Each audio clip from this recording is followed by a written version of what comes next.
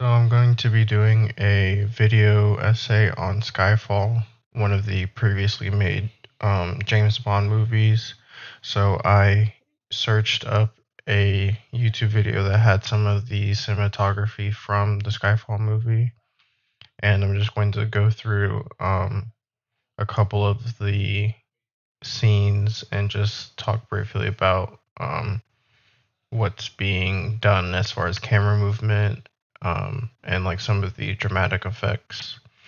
So we started with the very first scene in the video. Um, so the camera slowly pans out to show Bond's view of the city. Um, Pretty much, it doesn't pan all the way out to show his complete body, but shows his relative position to the rest of um,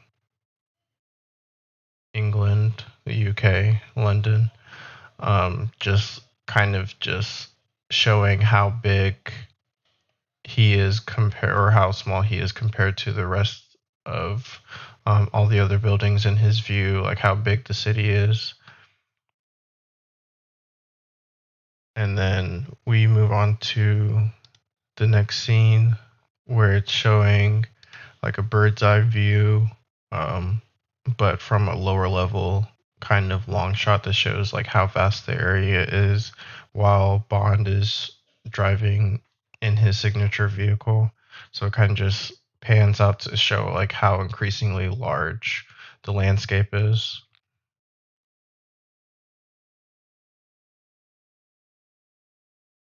And then we'll move on to 33 seconds where it shows um, a mysterious dark figure walking towards the camera, and then you see it's blurred, and then as you see as it gets closer, it's revealed to be Bond. I believe this was towards the beginning of the movie. None of these clips are in order, so but if I remember correctly, this was pretty much how they introduced Bond in the movie.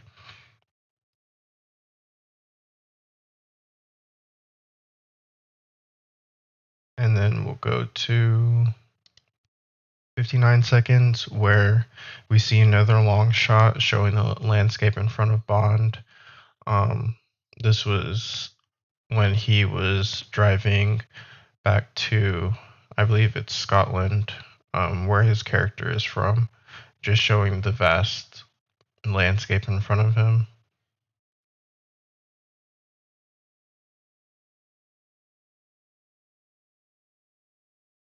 And then we'll move on to the first minute 8 seconds where it shows like it's like a tracking shot following Bond as he swims, but also showing the city view from his apartment, and I thought that was pretty cool.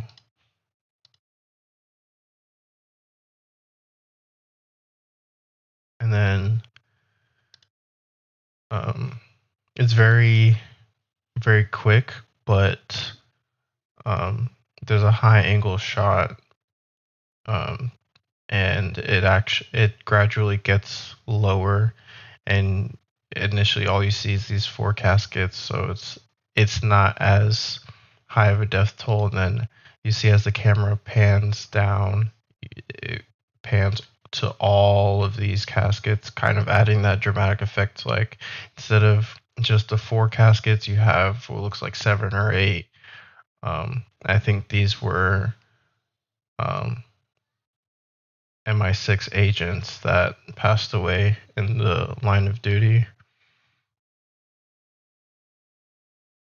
And we'll go to minute 1, 23 seconds. Shows Bond's vehicle arriving somewhere, and then you see the camera pans and focuses on Skyfall, which is the name of the estate, and then it pans for the viewers to see the estate in the distance, pretty much alluding to Bond returning home. and his world, the name Skyfall essentially being his world being under attack. So we'll go all the way to 3 minutes and 6 seconds, where we see, so it starts out as Bond at gunpoint. It's a zoom shot of Bond at gunpoint, and he's being forced to draw his weapon. Obviously, you can see the main villain here, Content. He's being forced to draw his weapon to shoot an object in the distance, and then you see slowly it focuses on the gun itself, and his hand is shaking slightly.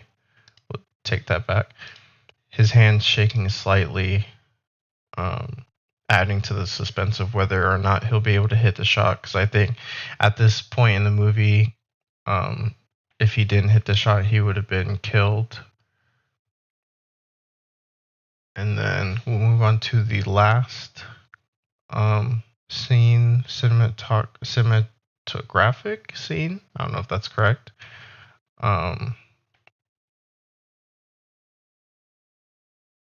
But it's pretty much a shot of Bond, and he's holding M, the pretty much like his boss slash pseudo mother. He's holding her as she's passing away from a gunshot wound from this guy, and the camera just pans away dramatically, to show how sad it is, and panning away to show that this is the end, pretty much. And yeah, that's pretty much been a brief video essay done on Skyfall, the James Bond movie. Hope you guys enjoyed.